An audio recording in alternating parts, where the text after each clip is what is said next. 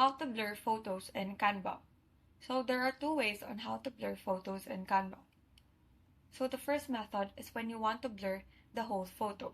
So to do this, just highlight the photo and then click this Edit Photo button. And then in Effects, scroll down until you find this blur effect.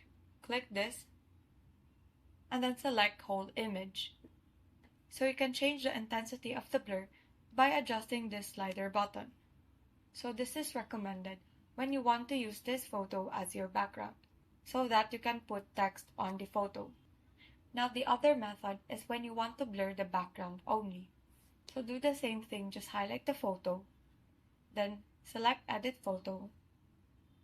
Now under Effects, scroll down until you find this blur effect. So instead of selecting whole image, we will go here in Brush.